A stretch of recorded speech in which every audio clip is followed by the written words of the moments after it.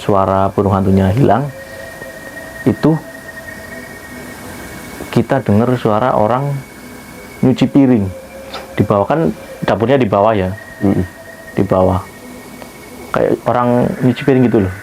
Padahal itu waktu itu kebetulan piringnya udah dicuci semua lah gitu. Yang saya ingat itu ada satu yang kayak gini, cuma melayang dari bawah ke atas gini mas. Ada satu yang merangkak dari atas ke bawah, dan yang paling eye-catching gitu ya, yang paling eye-catching itu di ujung tangga itu ada satu kuntilanak yang kalau kata orang kuntilanak merah. Berarti di satu sisi memang ada sejarahnya yang menjadi pemicu, terus di sisi lain juga mungkin karena tingkah laku penghuninya gitu ya.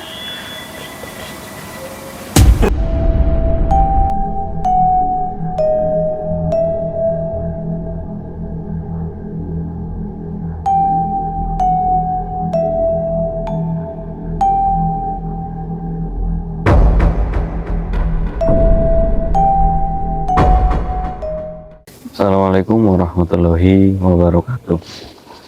Surodiro Joyoningrat lebur dening pangastuti. Selamat datang kembali di Telaga Sunyi, channel horor penebas misteri tanpa basa-basi. Apa kabar teman-teman di rumah? Semoga sehat selalu dalam lindungan yang maha kuasa. Kali ini Telaga Sunyi akan menghadirkan video soal podcast horor. Nah, untuk podcast horor malam ini kita sudah menghadirkan seorang narasumber yang hendak membagikan cerita horornya. Langsung saja kita perkenalkan di sini narasumber kita malam ini. Ya, bisa perkenalkan diri kita teman-teman di rumah, Mas? Ya, perkenalkan, nama saya Fahri, biasa dipanggil Kiwil ya kalau sama teman-teman gitu. Ya. Cerita seperti apa yang akan dibawakan malam hari ini, Mas? Ini pengalaman saya waktu ngontrak kuliah dulu 2015, Mas. Oh, semasa kuliah. Ya. Penasaran seperti apa kisah selengkapnya? Pasang headset kalian, tutup pintu rapat-rapat. Here come the story.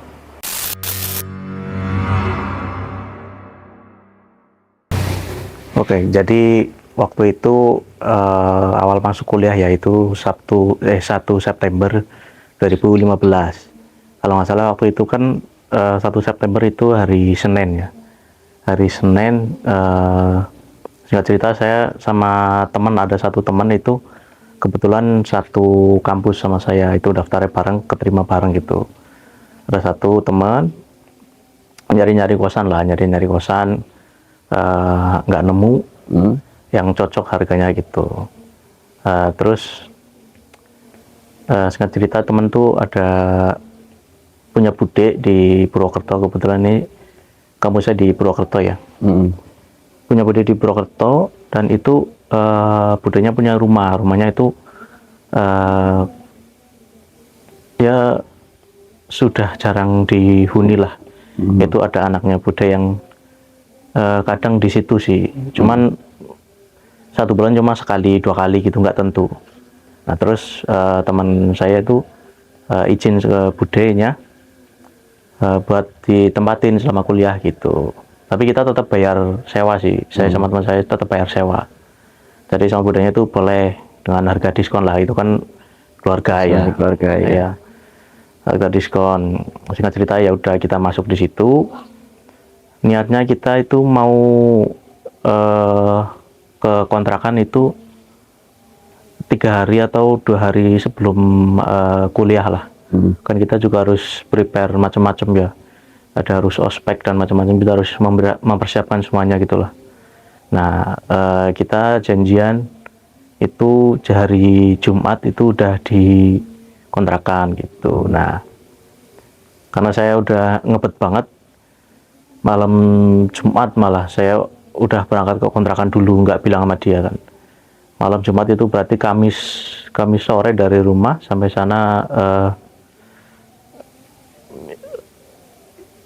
sana maghrib apa ya kalau nggak salah ya. Maghrib ya ke kamar biasa, masukin barang-barang ke kamar, baju ke lemari dan lain-lain gitu. Nah cerita saya keluar malam cari makan, kemudian pulang tidur lah gitu. Karena saya memutuskan buat beres-beres rumahnya itu kan karena rumahnya itu jarang dihuni sama anaknya Buddha itu, jadi ya apa ya, ya tertata sih, tertata, cuman banyak debu itulah, kotor gitu. Nah, saya mengusulkan buat bersihnya besok aja, besok pagi gitu. Besok pagi karena capek juga sih, malam-malam gitu. Terus tidur di situ, singkat cerita, paginya jam berapa ya? Jam 7, jam 8 lah, bangun, biasa bersih-bersih, seperlunya aja.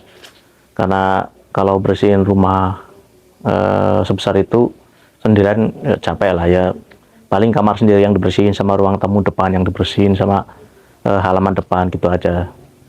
Sambil apa ya, bersihin halaman depan sambil SKSD sama tetangga. Kebetulan ada tetangga di samping tuh buka warung rames gitu. Nah, saya SKSD ke tetangga gitu. Terus nah di sini anehnya sih, cuman waktu itu saya nggak ngeh ini sebuah keanehan. Tetangga bilang, oh sekarang udah ada yang huni ya mas? Gitu. Iya bu, ya alhamdulillah deh, jadi nggak dingin lagi. Gitu. Aku lupa nggak dingin atau nggak sepi, aku lupa. Terus yaudah, mungkin ya namanya juga rumah jarang dihuni ya, mungkin ya hawanya ya begitulah. Cuman saya waktu itu ya nggak pikir panjang, karena susah juga nyari kontrakan atau kosan yang harganya segitu ya.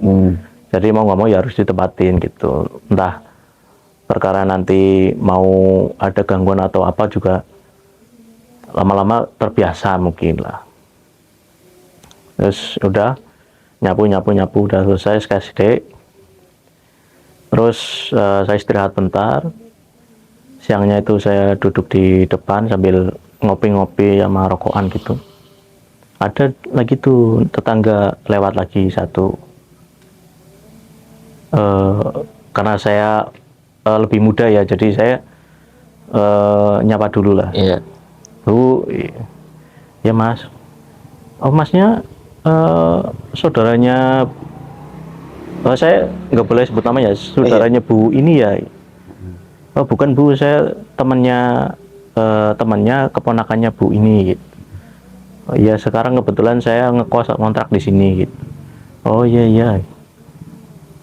Alhamdulillah lah, jadi nggak dingin lagi gitu. Mirip dengan kalimat yang pertama tadi ya, ibu yang warung itu. Iya, nah di situ saya mulai curiga lah gitu. Wah, kok sama ya kalimatnya gitu kan. Nah, terus saya coba keep lah, saya coba keep buat diri sendiri aja gitu. Terus singkat cerita, sorenya namanya Farhan, teman saya. Sorenya dia datang 4:30 lah, sampai situ datang. Ya biasa, nata-nata prepare ke kamar masing-masing gitu.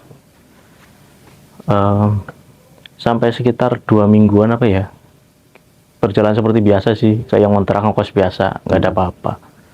Terus satu waktu itu kan, jadi karena warung ramasnya itu dekat banget, bahkan sampingan sama rumah gitu kan. Jadi kita mutusin buat beli sarapan itu di situ. Beli sarapannya di situ. Kita bikin jadwal. Jadi misal hari Senin itu yang beli saya, si Farhan ini mandi dulu gitu. Dan hari Selasa gantian, Farhan yang beli, saya mandi dulu gitu. Ganti-gantian pokoknya lah. Nah itu waktu kebetulan saya yang mandi dulu gitu, si Farhan beli ramas di samping.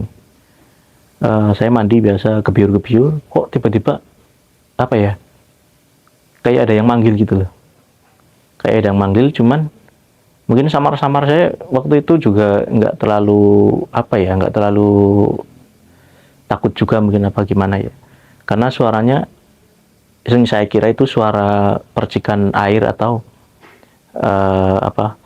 barang-barang yang ada di kamar mandi gitu loh. Hentakan-hentakan barang-barang atau percikan air gitu yang menyerupai panggilan gitu. Saya juga nggak pikir panjang lah. Cuman aneh juga soalnya panggilannya itu spesifik loh, kayak manggil nama saya gitu. Ri.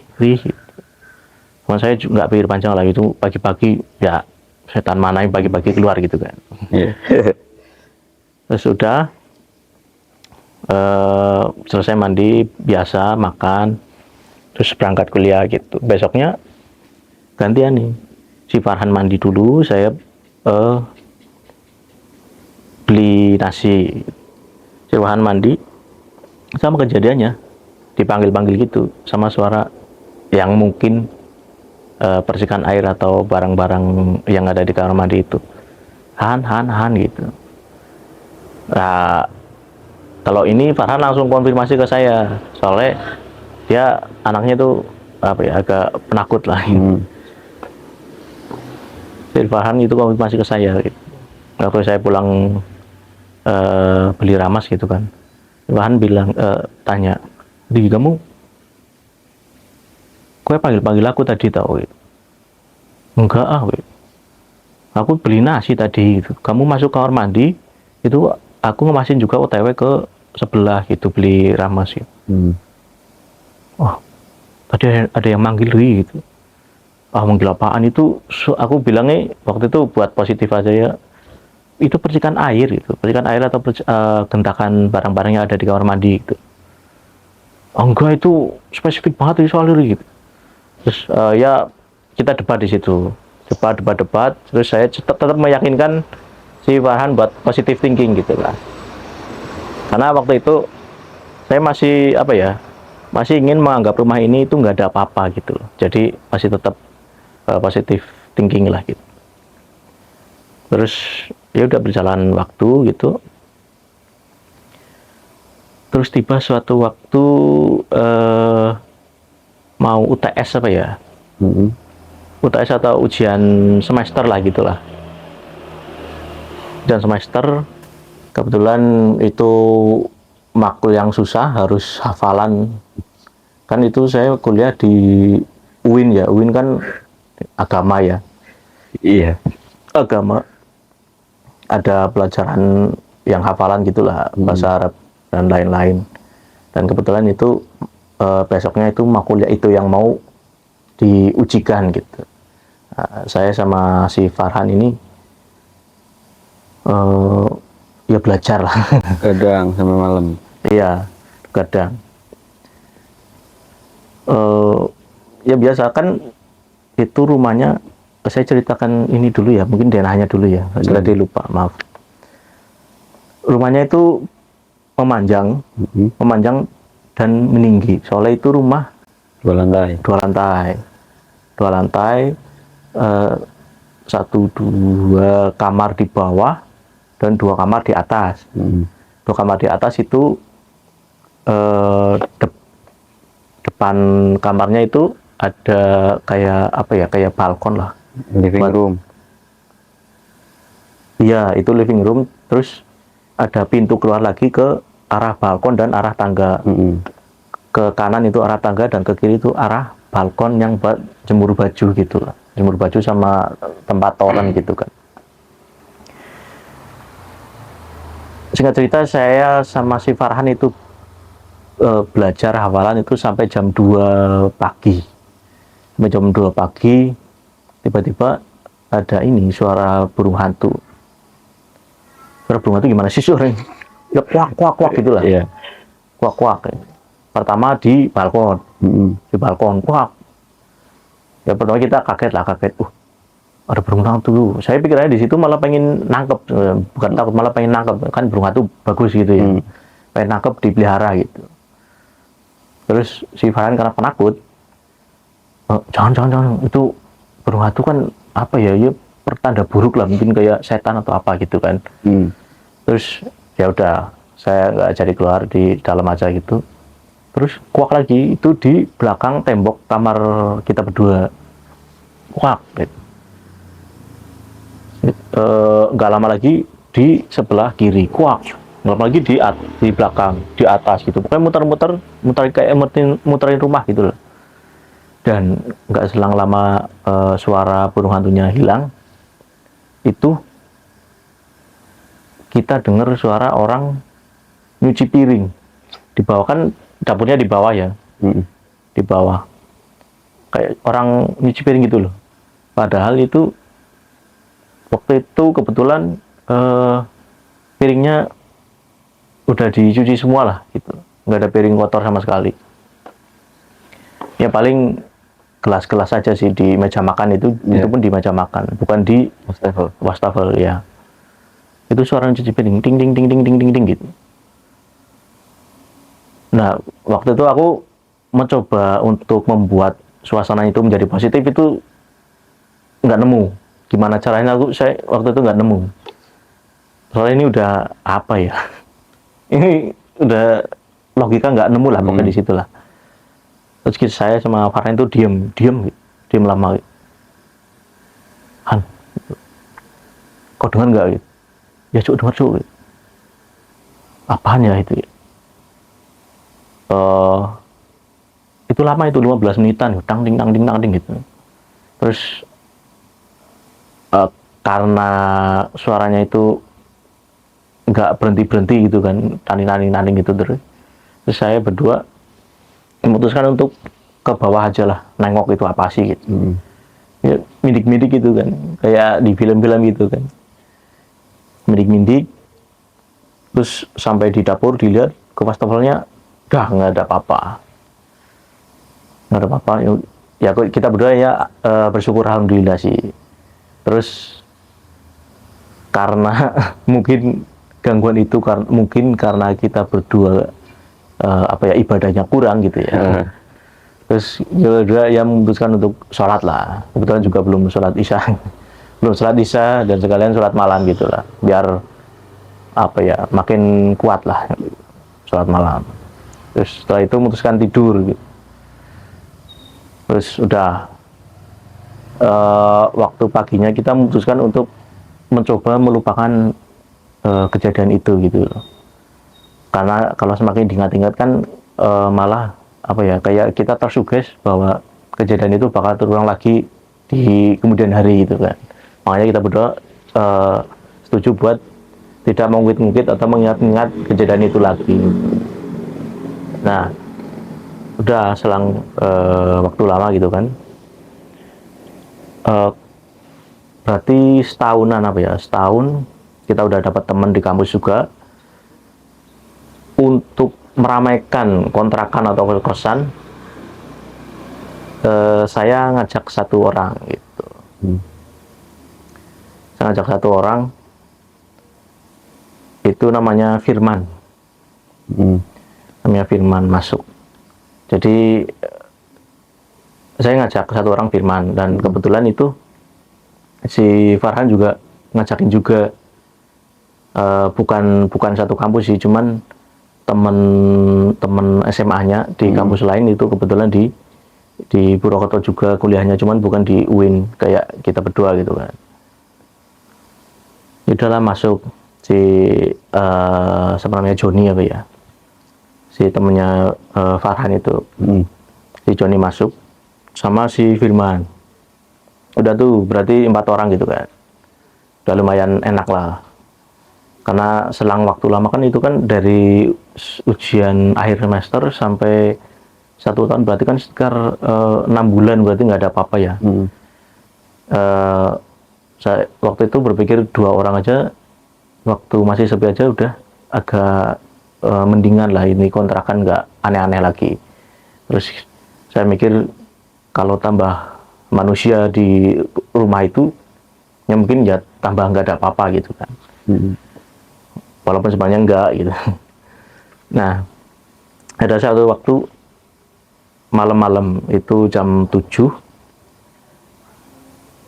ada si Firman sama Joni itu belum pulang, entah masih kuliah atau lagi ke kosan pacarnya gitu. Yang ada itu di rumah 3 orang, saya, Farhan, sama satu temennya Farhan lagi garap makalah lah di kamar atas gitu. Kalau saya kan waktu itu habis sholat isya apa ya, di musola itu di bawah, di dekat dapur. Saya habis sholat isya, terus singkat cerita si Farhan sama temennya itu izin mau pulang lah, temennya itu mau pulang izin gitu. Ri, pulang dulu Ri gitu. Oh iya iya iya gitu. Udah kan itu. Udah hening tuh, hening. Hening kok waktu itu kan saya habis sholat isya ya, saya masih duduk ya berdoa lah gitu lah.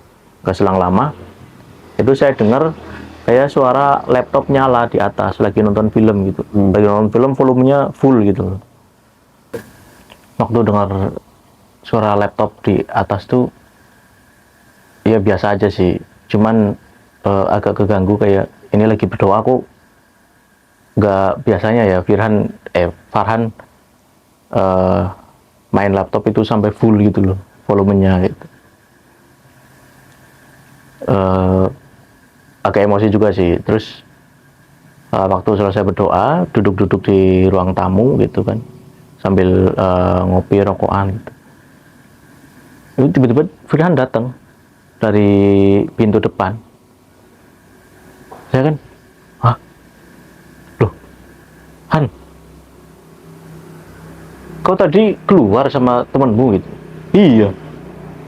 Soalnya dia kan nggak bawa motor, jadi aku yang anterin lah gitu ke kosan gitu. Oh. Waktu itu saya kira kan yang pulang kan cuma temennya doang gitu kan. Karena saya dengar laptop ya, saya pikirannya ya Firhan yang main tadi gitu kan. Terus saya nggak bilang apa-apa ke Farhan itu. Saya naik ke atas. Si Farhan waktu itu ya kaget juga. Saya tiba-tiba bertingkah aneh. Ke atas itu jalan cepat lah gitu, naik tangga, jalan cepat. Buat mastiin, waktu itu saya pengen mastiin itu laptopnya itu gimana gitu. Saya di atas, laptopnya itu posisi kayak habis dimainin, jadi posisi membuka dan ya lagi ngeplay film. Terus saya tanya ke Farhan, Han gue tadi nonton film tak gitu? Enggak kok, saya tadi ngerjain makalah. Setelah selesai ya udah, laptopnya saya matiin, saya nganterin pulang temanku gitu. Sebentar Pan, aku tadi sholat, kok tadi pamit mau pulang temanmu kan? Ya, tak pikir kamu ikut, tak pikir kamu balik lagi ke atas gitu. Soalnya tadi ini laptop nyala loh, nyala nonton film ini, volumenya full gitu. Waktu itu Farhan karena penakut jadi dia langsung wah jangan macam-macam cuy gitu. Ini kue prank kan pasti kan gitu. Enggak cuy, sumpah demi Allah gitu. Pokoknya debat-debatan gitu di situlah. Singkat cerita ya udah, karena ini kejadian sekali setelah berselang lama nggak ada kejadian, jadi ya udah kita lupain aja. Mungkin kalau kita lupain kejadiannya dan nggak mungkin quit lagi, ini bakal adem lagi kayak kemarin gitu. Ya udah, iya cuy gitu. Terus udah kita lupakan gitu kan. Terus mungkin hampir tahun apa ya, hampir semester akhir lah, singkat cerita ya. Hampir semester akhir itu kan lagi susah-susahnya buat lulus gitu ya kan, ngarep skripsi dan lain-lain gitu. Nah waktu itu saya menjadi pribadi yang apa ya, lebih mendekatkan diri ke Tuhan. Saya sering sholat malam dan lain-lain gitulah. Nah ada satu kali itu sholat malam itu kan sholat malam waktu itu saya memutuskan nggak di musola gitu. Saya sholat malamnya itu di ruang tamu dekat kamar si Joni. Kamar si Joni itu kan di paling depan gitu. Paling depan dekat ruang tamu dan pintu keluar gitu. Saya sholat di situ. sholat, kiblatnya itu kan membelakangi tangga. Jadi ini ruang tamu, kursi-kursi, terus pintu keluar. Di sini itu ada kamar. Ini kamarnya si Joni. Nah ini di sini itu ada sekat, ya di karpetin sih, itu buat anak-anak nongkrong biasanya, teman-temannya Joni, teman-temannya Farhan, teman-temanku, dan teman-teman anak kosan lah gitu. Itu biasanya di sini nongkrongnya. Nah di sini ada tembok lagi ini ada kamar. Di balik tembok ini ada kamar, itu kamarnya si Firman. Nah saya sholat di antara kamar si Firman dan Joni itu kan. Saya sholat membelakangi tangga, soalnya tangga itu ini kan ini ruang tamu, tangganya ini di sini, tangganya di sini gitu. Sholat seperti biasa gitu kan. Waktu di rakaat kedua saya kok merasa aneh ya. Soal itu Mas pasti ngerasa deh kalau misal sholat atau lagi jalan atau lagi berdiri biasa gitulah, dan di belakangnya itu ada orang dan lagi beraktivitas gitu ya, itu pasti ngerasa kayak ada aktivitas di belakang lah. Nah waktu itu saya ngerasa di belakang itu kayak ada aktivitas, Mas. Dan setahu saya itu semua anak-anak itu sudah pada tidur, entah itu pacar yang lagi nginep di situ atau siapapun lah gitu. Setahu saya itu udah pada tidur gitu loh. Nah waktu rakaat terakhir terus lagi tahiyat gitu ya, itu saya agak ndongak ke bawah lewat selangkangan gitu loh, buat mastiin di belakang tuh ada apa sih, soalnya udah risih banget nih di belakang kayak aktivitas gitu kan. Yang saya lihat waktu sujud tuh itu kan di belakang ada kursi, Mas, ada satu kursi panjang, tiga kursi pendek kayak gini. Itu kuntilanak, Mas, di situ, Mas. Jadi di kursinya itu penuh kuntilanak. Jadi di kursi panjang ada 2, dan di kursi kecil kayak gini itu masing-masing 1. Itu yang saya lihat waktu dongak sujud gitu kan.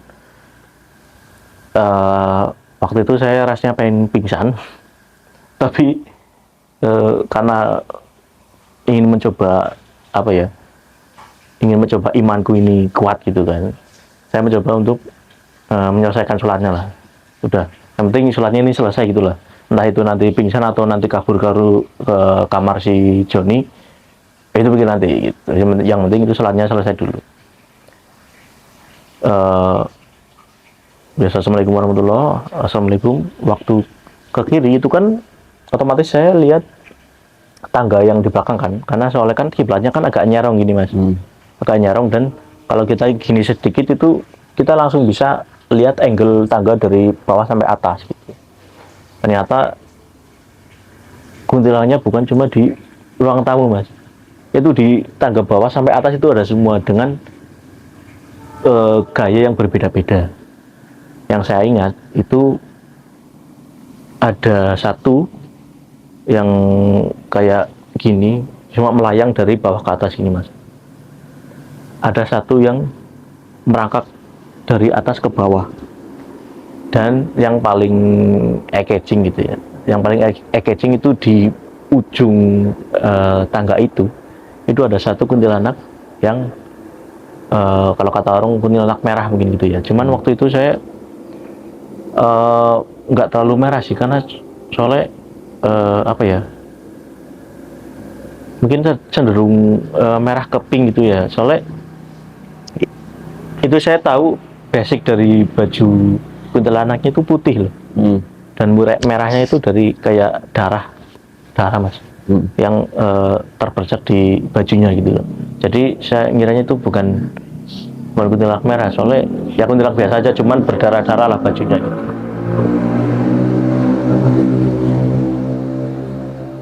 Setelah lihat kuntilanak itu yang berdarah-darah itu tadi, langsung saya pingsan, Mas. Soalnya nggak tahu saya ngerasa apa gimana. Itu ya kunti merah itu berbeda energinya lah mungkin kalau kata orang pintar gitu ya. Mungkin energinya berbeda dan sangat mempengaruhi ke saya gitu loh. Langsung saya waktu itu pingsan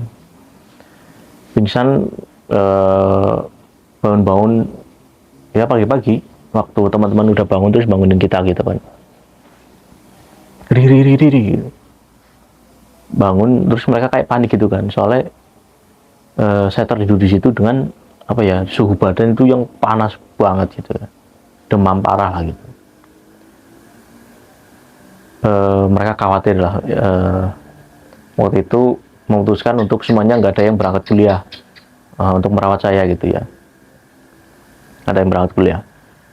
Dan setelah itu saya sakit 3 hari nggak berangkat kuliah lah, 3 hari. Nah ada 1 hari itu kan hari pertama saya nggak berangkat, itu anak-anak masih full buat ngerawat saya gitu kan. Dan di hari kedua itu enggak, mereka mutusin berangkat itu karena saya paksa gitu kan. Udah kalian berangkat aja, udah saya udah enakan kok gitu kan, saya udah enakan.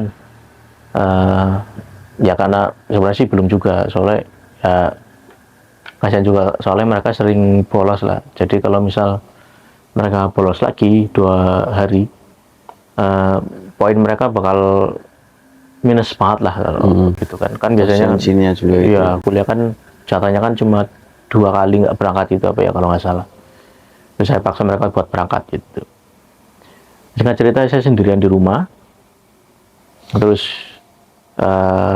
ya minum obat biasa, duduk di ruang tamu, ngeracik obat, ngeluarin semua obat yang bakal diminum gitu kan. Pas saya lagi ngeluarin obat atau apa ya, ngelupasin obat dari kayak permen gitu kan, dikeluarin dari plastik gitu. Itu saya lihat depan mata banget, itu gelas yang mau saya minum gitu kan, air putihnya itu geser mas, nggak terlalu jauh sih, cuman set gitu doang ya, beberapa milimeter lah, itu dikit banget. Cuman saya yakin itu bukan ilusi mata, bukan sugesti, itu gelas geser. Soalnya kan airnya itu kan agak penuh ya, dan itu tumpah sedikit mas, karena geser itu. Jadi kan itu kan bukan ilusi ya, bukan ilusi itu kan. Dan tangan saya pun itu agak jauh mas, tangan saya di sini, gelasnya itu di sini gitu. Nah itu geser gitu kan, geser.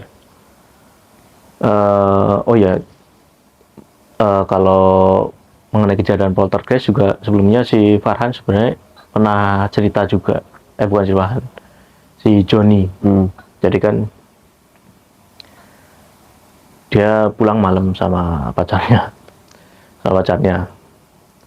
pulang malam, waktu dia ke belakang itu kan ada ini mas, ada toples kerupuk yang agak besar gitu ya, toples kerupuk. Dia ke belakang mau ngambilin minum pacarnya, terus si dispenser itu kan ada di wastafel mas, di urutan wastafel gitu loh, di samping rak piring gitu lah. Nah otomatis dia membelakangi meja dapur, meja makan. Dia ambil minum, waktu dia balik itu kan toples kerupuknya kan anak-anak biasanya kalau nutup itu nggak ini ya, nggak full nutupnya, nggak sangkar banget gitulah. Jadi masih agak apa ya, agak kebuka sedikit. Nah dia, si Joni cerita, jadi toplesnya itu gini-gini mas, tutup. Iya, buka tutup. Karena waktu itu si Joni lagi bawa ceweknya dan dia nggak mau ceweknya itu nggak jadi tidur di situ. Jadi si Joni mencoba keep sendiri si kejadian itu kan. Dia nggak langsung ke kamar, ke tempat ceweknya. Dia stay di situ untuk saat lah, sebentar, sampai buat nenangin diri. Habis itu lanjut lagi ke kamar gitu. Nah saya ingat cerita itu dari si Joni gitu kan.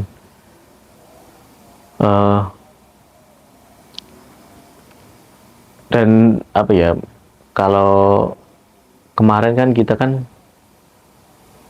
udah denger kejadian yang suara, udah lihat juga, dan sekarang lihat benda yang bergerak itu kayak apa ya, saya di situ udah nggak bisa takut lagi sebenarnya sih, lebih ke capek sih di situ sih, capek kayak apa ya, Terus-terusan diganggu. iya, maksudnya ini rumahku nggak adem-adem ya gitu loh, padahal ya ada yang udah sholat dan beribadah dan tekun gitulah, tapi tetap aja gitu loh. Terus suatu waktu kita manggil lah, ada kebetulan saya punya teman di Purbalingga, jadi dia punya guru spiritual gitulah, punya guru spiritual, dan saya nyeritain ke dia gini, terus saya minta dia buat nyampain ke gurunya gitu. Terus singkat cerita, gurunya itu setelah diceritain itu pengen main ke kontrakan gitu, pengen main, terus ngajakin anak-anak di situ buat ya berdoa bareng, mujahadah gitu, tahlilan gitu. Setelah ada guru spiritual itu dan berdoa bareng di situ, itu jadi lebih apa ya, kalau sebelumnya kan adem, cuman adem kayak kita ngerasanya nggak terjadi apa-apa, cuman sebenarnya bukan nggak terjadi apa-apa, tapi kita menganggap itu tidak terjadi apa-apa gitu kan. Dan setelah kita mujahadah dan berdoa bareng-bareng itu, kita ngerasanya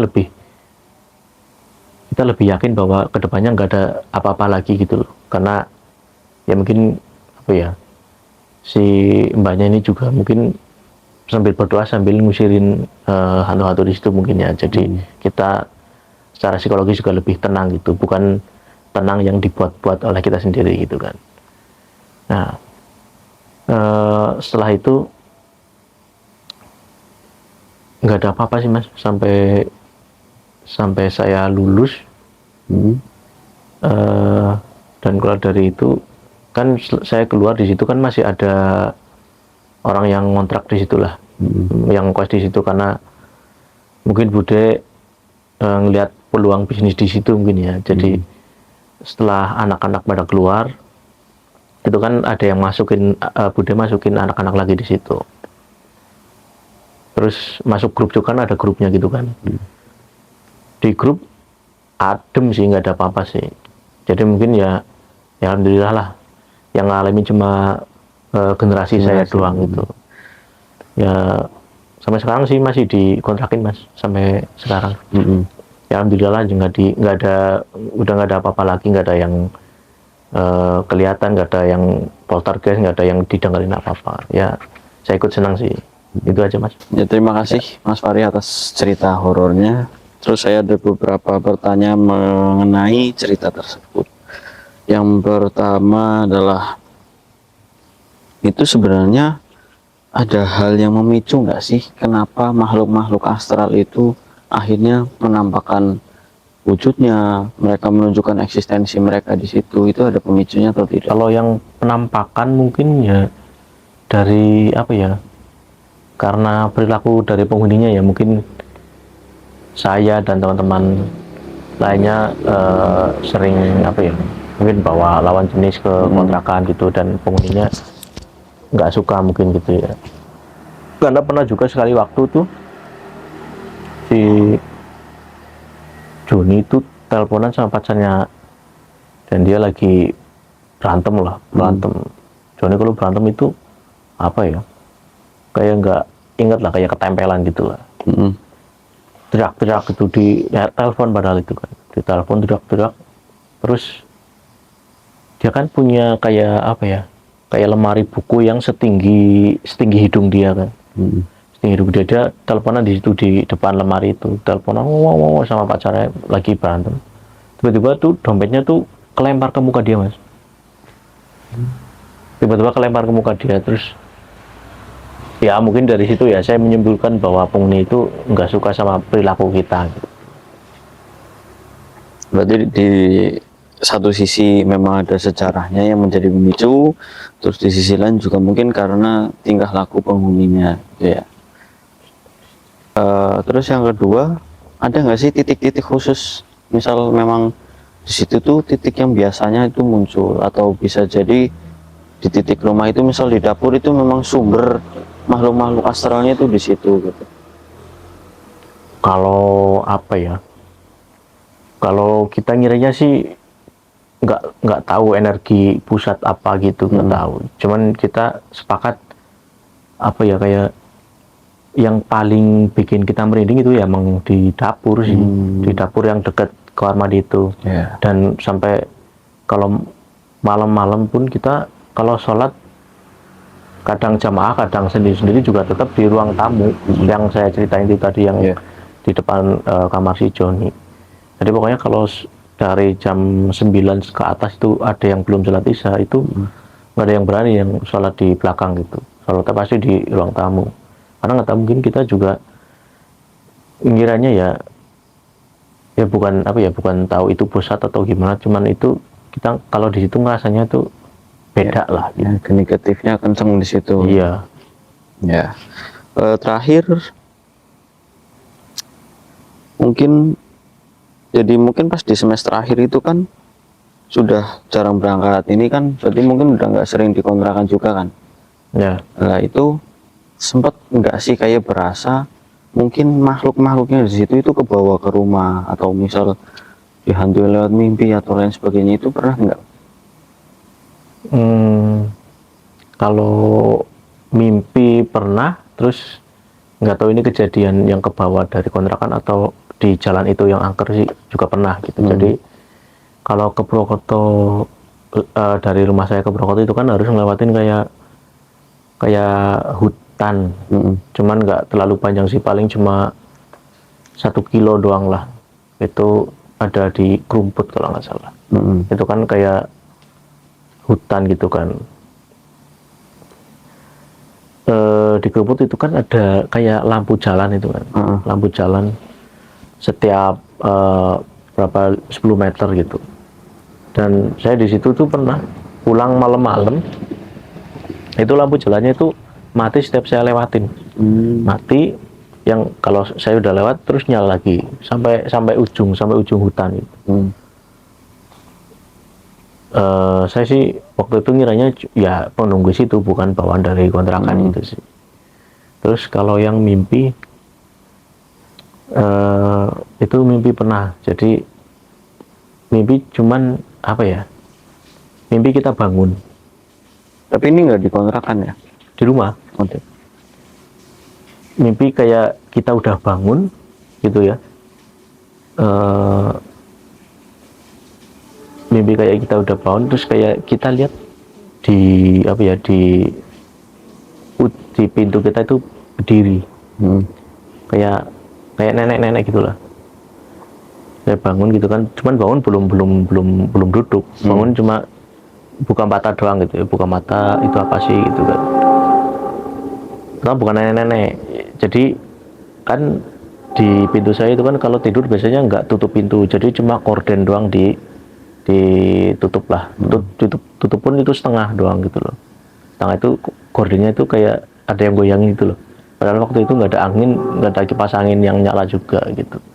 Kordennya tuh goyang-goyang, terus kayak ada asap gitu mas, asap dari bawah itu kan, terus membentuk tubuh jadi nenek-nenek gitu. Semakin saya tegesin, semakin apa ya, semakin jelas itu nenek-nenek, dan tiba-tiba lari ke muka mas, si neneknya itu. Saya bisa ya jelas banget itu sih, kayak apa ya, mas kayak tahu Mak Lampir yang di film apa di Indosiar dulu itu. Iya, tahu. Itu kurang lebih kayak gitu, cuman nggak apa ya, nggak sehitam itu sih. Ya kayak nenek biasa, cuman bentuknya kayak gitu.